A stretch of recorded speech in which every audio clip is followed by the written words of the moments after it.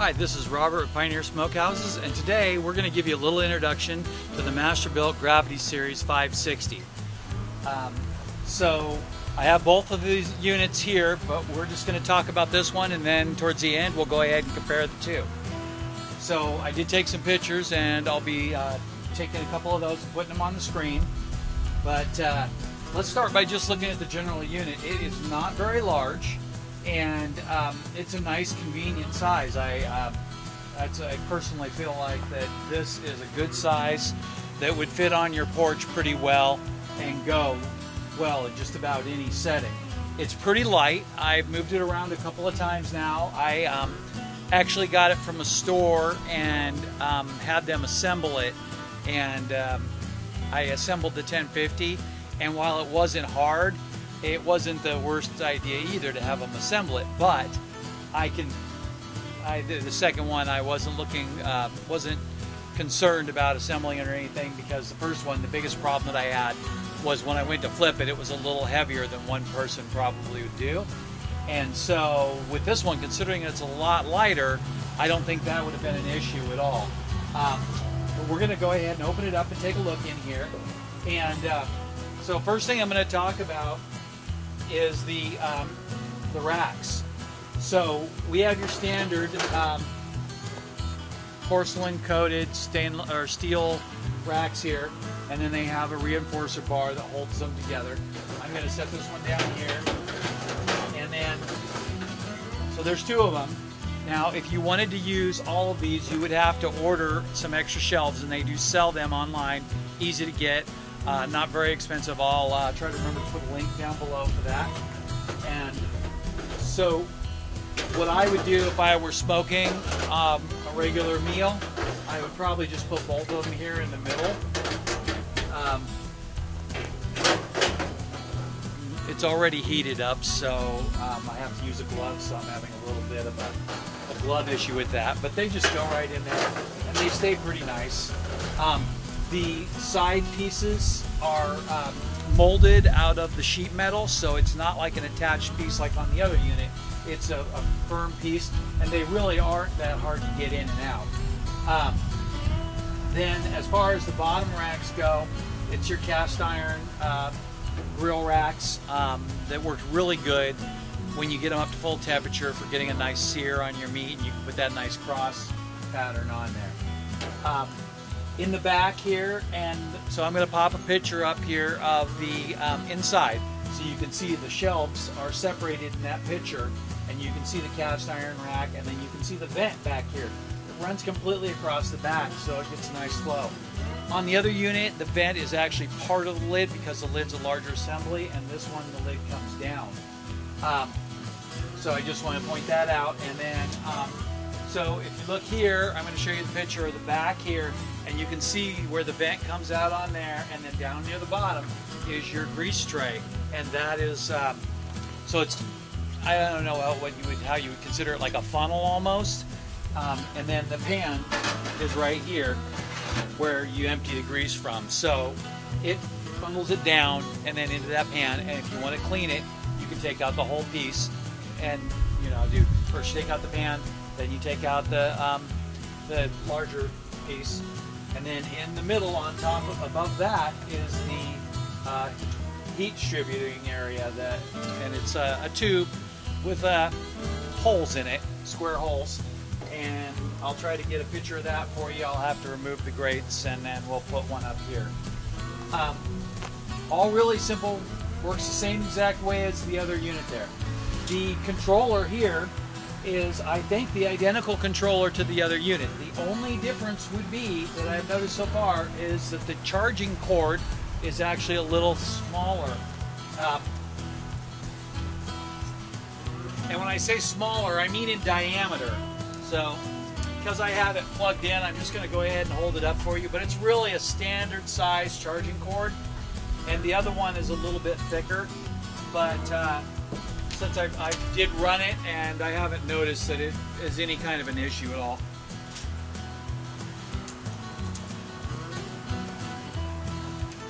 So we'll talk about this just a little bit. So this one first of all, that right there is your temperature probe on the inside, and this is your feeding probe, so it just slides through this hole here. It doesn't have a cutoff. I actually like that, and then you can just kind of pick it up and work it through there wherever you want it and stab it in. I try not to put in those temperature probes until I'm more than halfway done cooking, in case you need to move the meat around. One of the downsides that I feel about this is that this gives you some, decent readings, but it doesn't tell you the temperature. So either you might want to invest in one that actually has temperatures marked that you can calibrate. You usually calibrate those by just giving them a little spin and then tightening down the nut.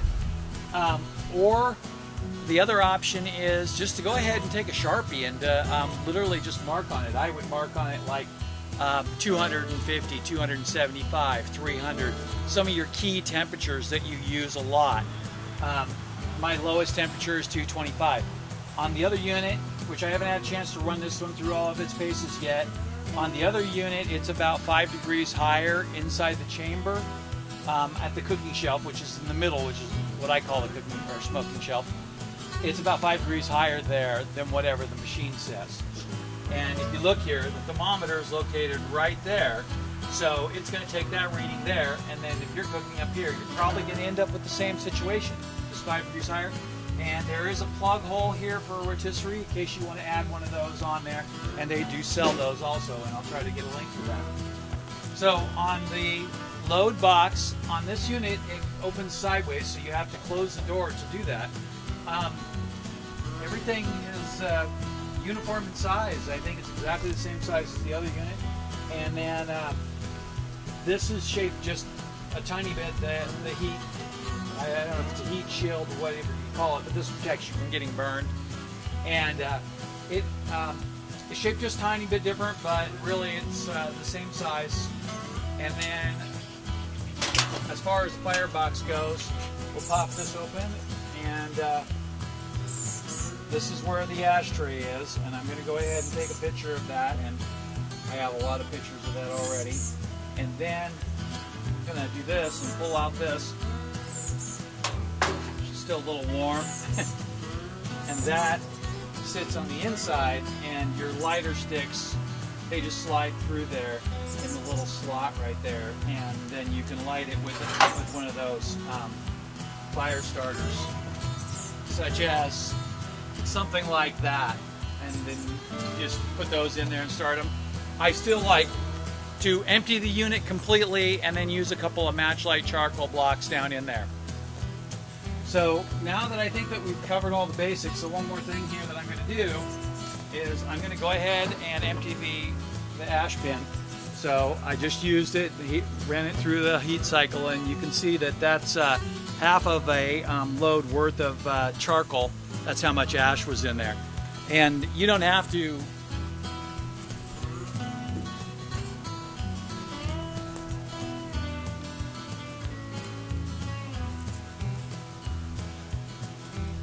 so I dumped that out in the fire pit.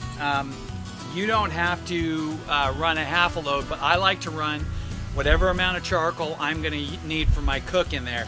And after you run it a few times, you'll get an idea of how much it should be. Now, everything that I've seen says that this thing uses the same amount of charcoal that the other unit, but in theory, it should use just a little bit less. And the reason is because your cooking chamber is half the size. So when you go to try to get the same amount of temperature, like when you're running it on 700, this thing is going to burn through the charcoal. But you've got a lot less space to heat up here, so it shouldn't be, it should consume less charcoal than the 1050.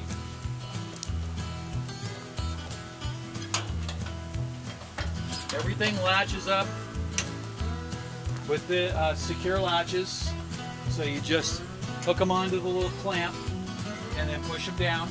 And let's get you a little picture of that, so that way you can see that up above, just in case. Come on there, and just like that. And then it comes open and closed really easily. And so far. Now also, don't forget that the dampers are included, or gates, or whatever you want to call them. and they just go in here like this. And the reason that you put those in is when you're done cooking, you turn off the fan and then you just slide those in, and it cuts the air circulation off of the charcoal, and then whatever charcoal you have left you can save. Myself, like I said, if I have less than 30 minutes worth of charcoal left, I'll just turn the thing on high and let it run, and then it'll clean the grill and burn off all the oil on the inside. Alright, so I'm just going to go ahead and set those back down, because in a couple minutes we're going to use it. So as I've been going, I've been making comparisons to the other grill, and maybe a little bit more than what I had intended on in the first place. But what you got here is something that's a lot smaller and a lot more user-friendly. It's easy to move around. I was able to move it in and out of my trailer by myself without any help at all, and it didn't feel tippy or anything. A nice weight distribution. And on the bottom, the legs actually flare out, where on the 1050 the legs go straight, so it kind of, like I said, makes it feel a little tippy when you're moving it around. But on this one, you get a nice center of gravity. I would recommend this to just about anybody, so much so that I recommended it to my brother, and this is actually going to be his unit right here. It's just a really nice looking little unit. So we're going to do a few cooks on it, and I'll post some of those videos. So as far as I'm concerned, so far so good, and it looks good. Let's give it a try.